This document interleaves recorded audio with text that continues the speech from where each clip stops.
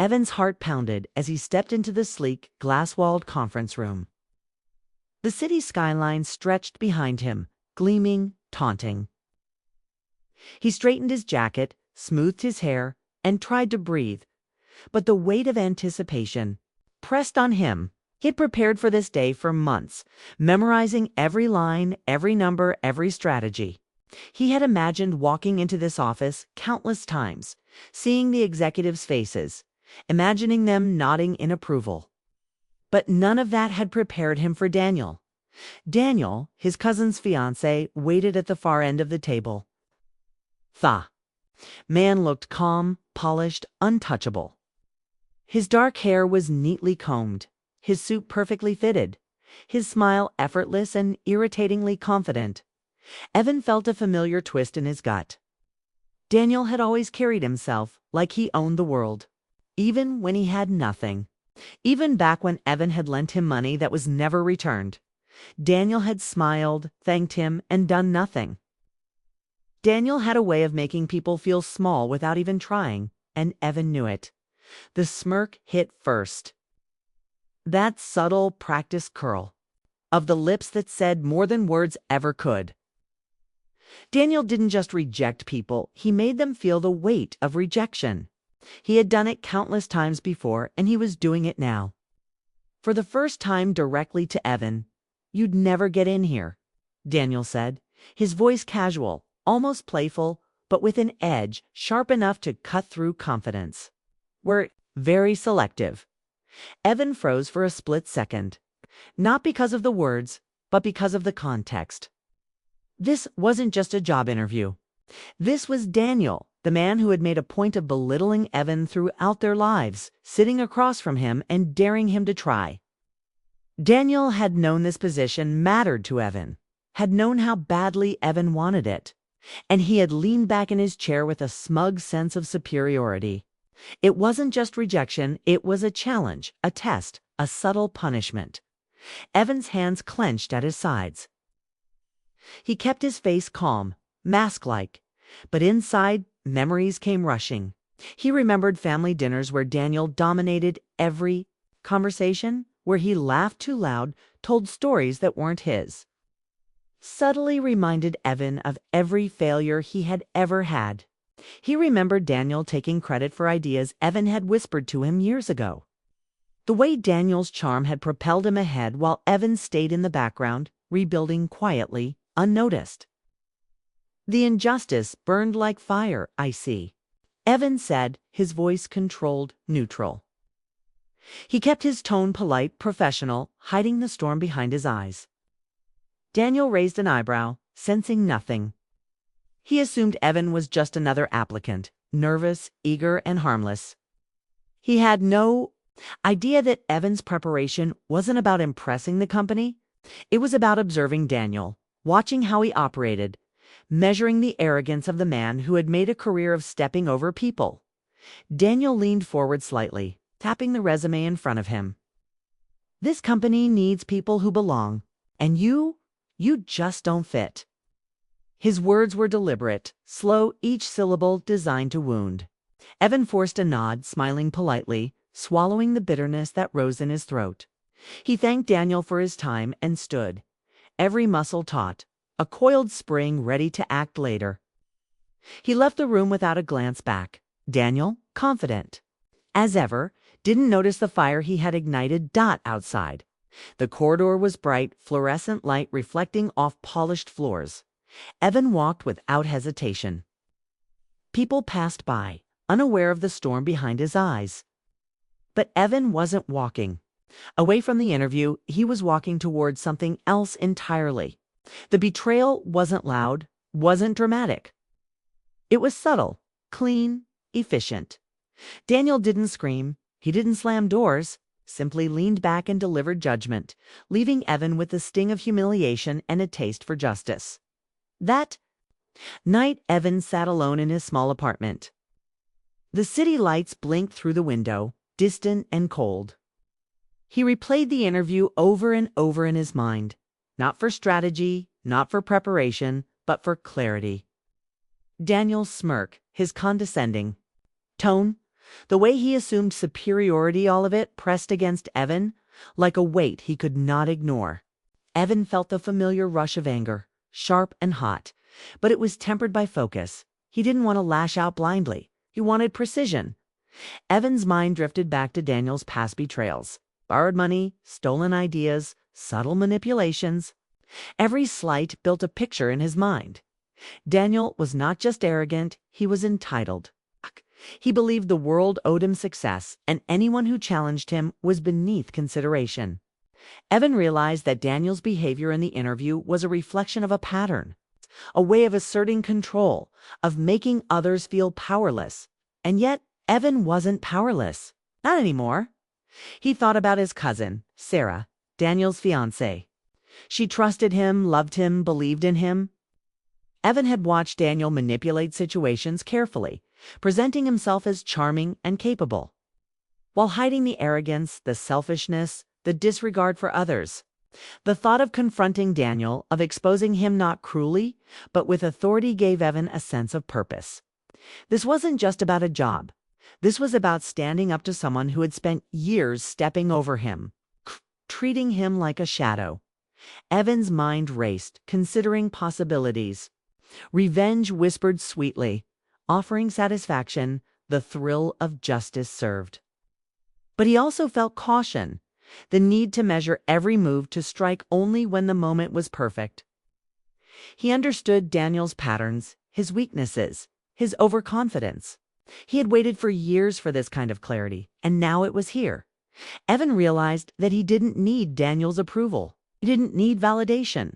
What he needed was recognition of the truth, his own competence and Daniel's limits. Sleep came fitfully that night, full of dreams of confrontation and revelation. Evan imagined the boardroom, the eyes of others on him.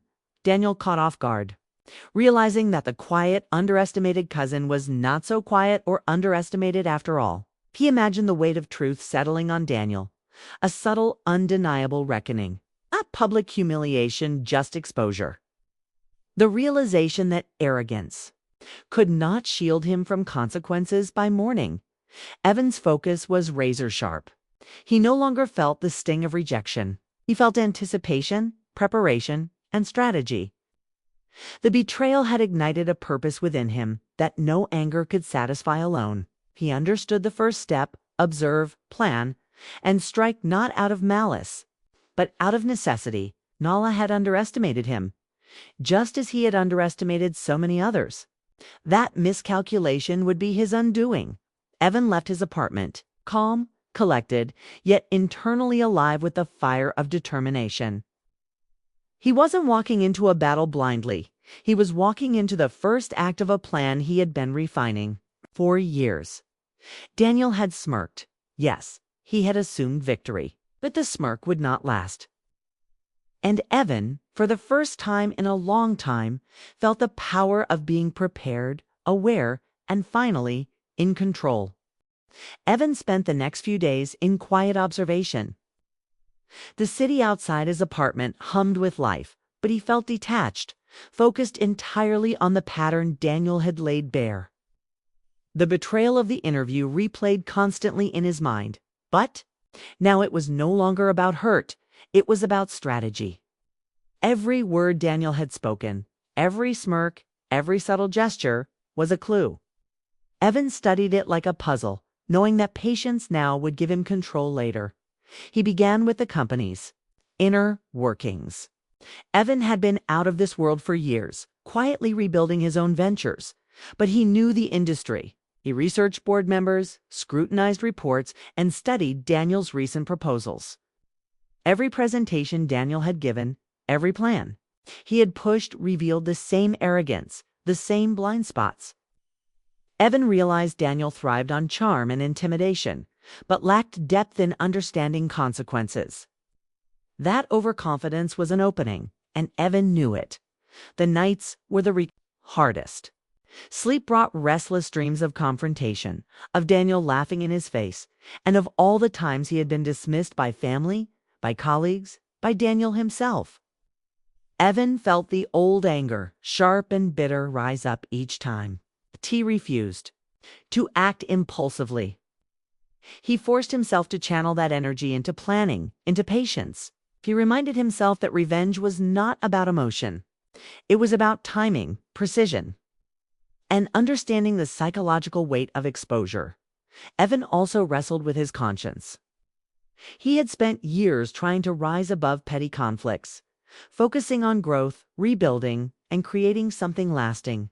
But Daniel's arrogance and betrayal ignited something darker, something he couldn't ignore. He questioned himself constantly. Was this justice or pride?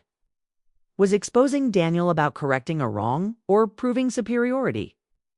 Every choice had consequences, and Evan understood that acting hastily could hurt more than it healed. During the day, Evan mingled strategically, appearing calm and professional, hiding the storm inside.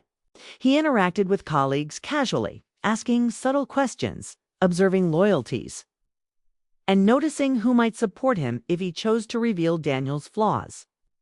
He paid attention to small details: Daniel's tendency to exaggerate success, his dismissive comments to subordinates, his overconfidence in risky decisions.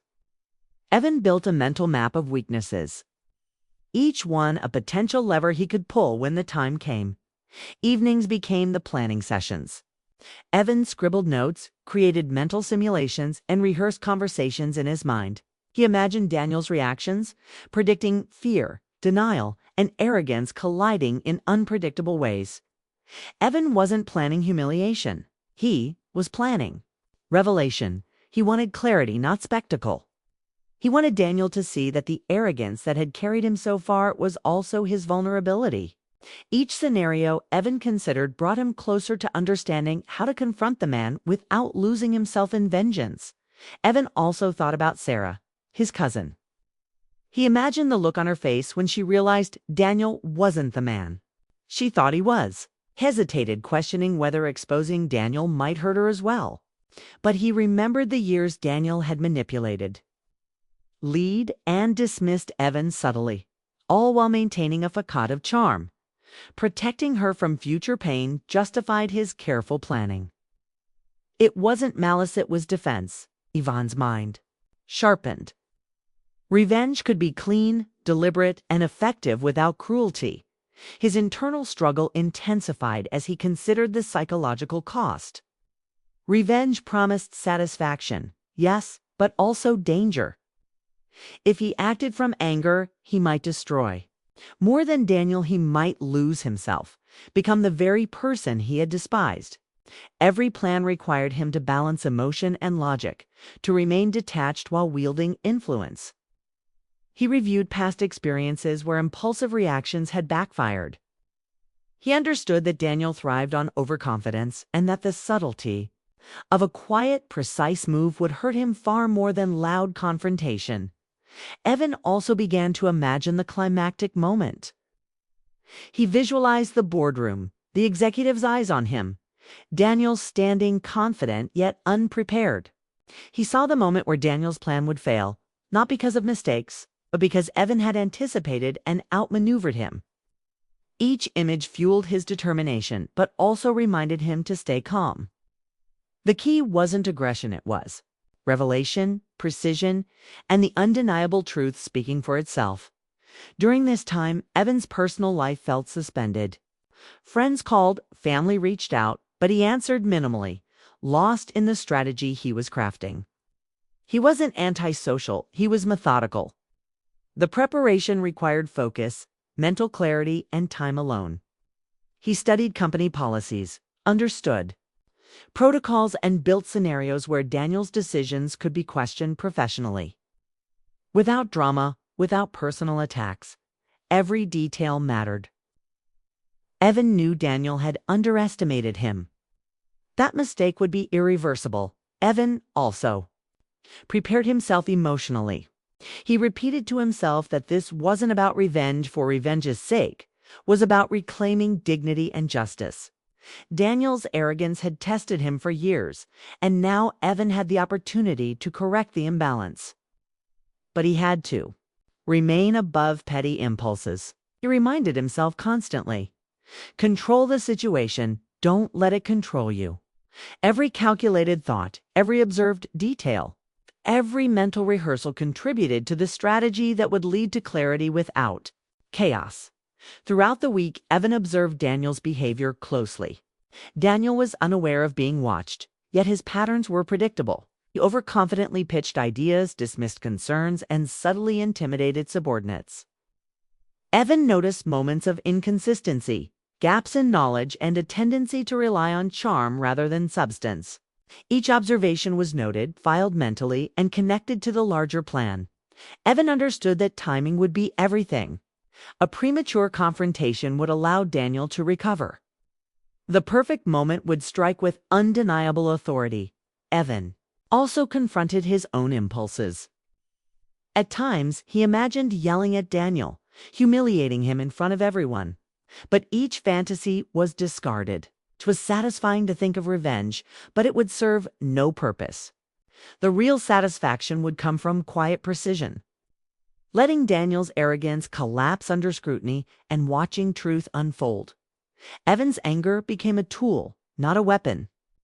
He refined the edges of his mind like a blade, honing focus rather than letting emotion dictate action. By the end of the week, Evan's plan had taken shape.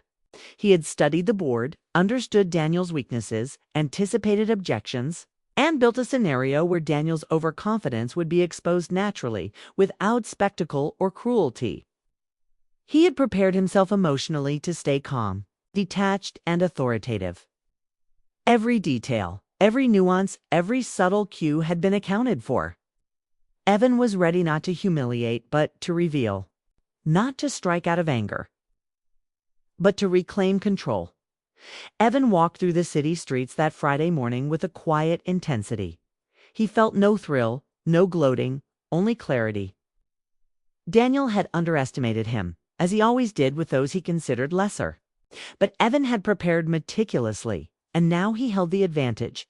He wasn't walking into battle blindly. He was walking into the boardroom armed with knowledge, strategy, and calm authority. Daniel's arrogance would meet precision and truth, would speak louder than ego.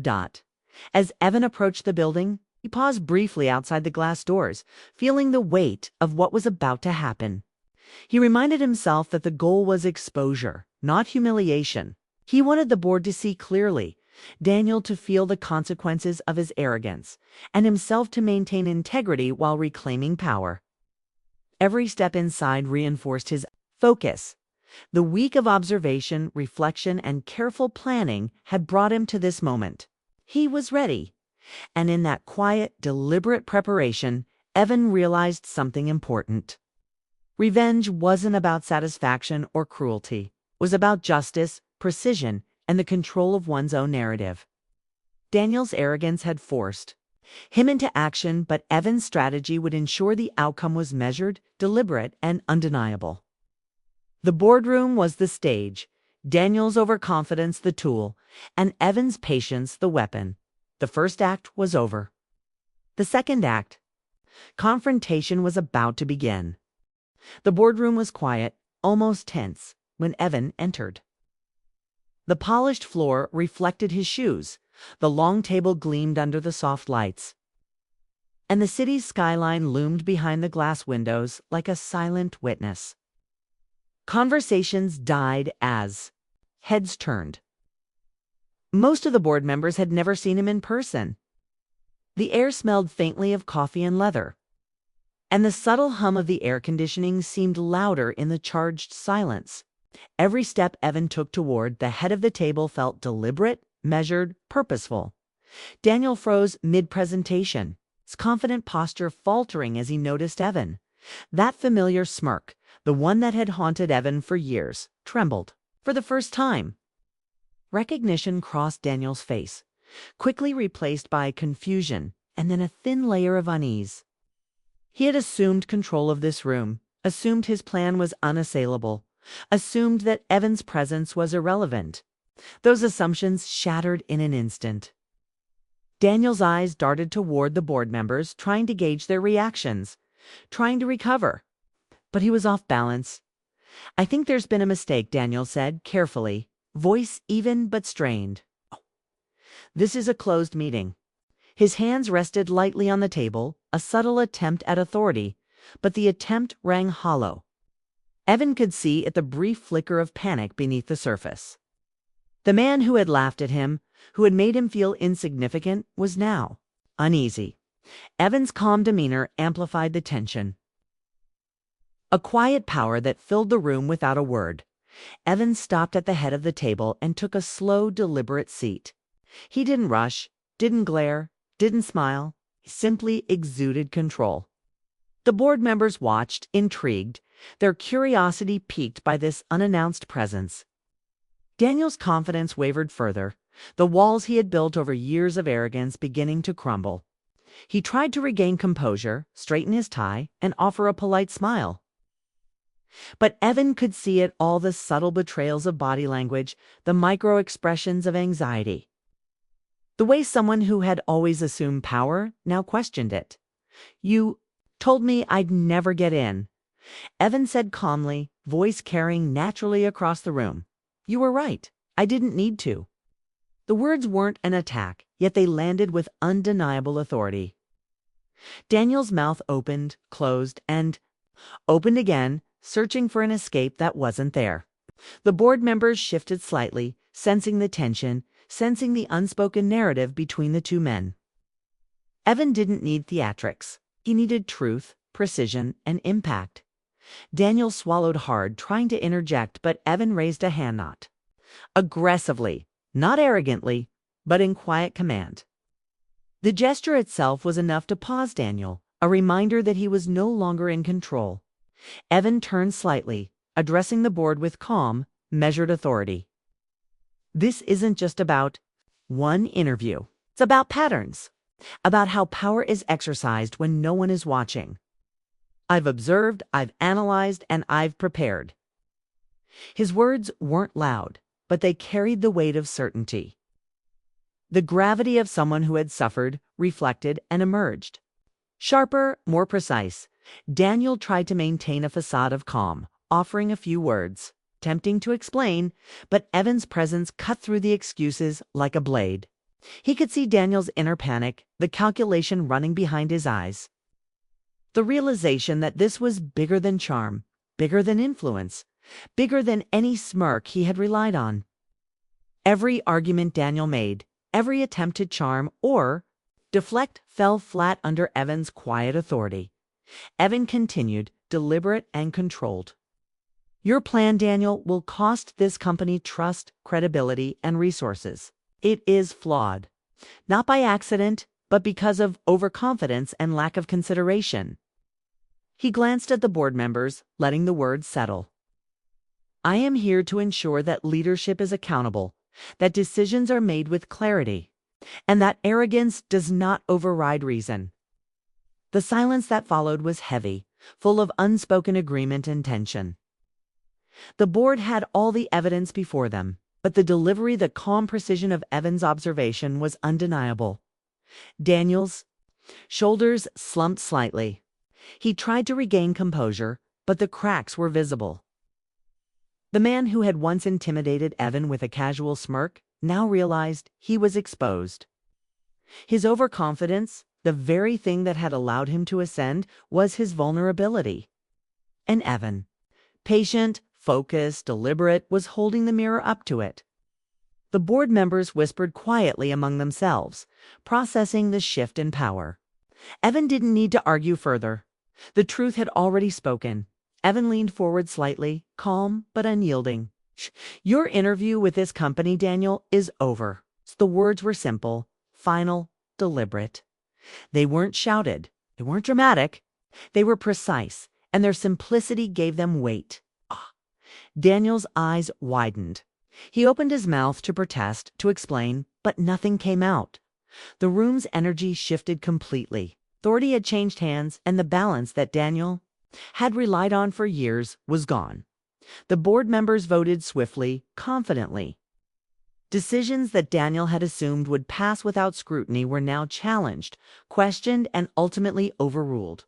The plan he had championed so confidently crumbled, not due to aggression, but because precision and clarity had replaced arrogance and assumption.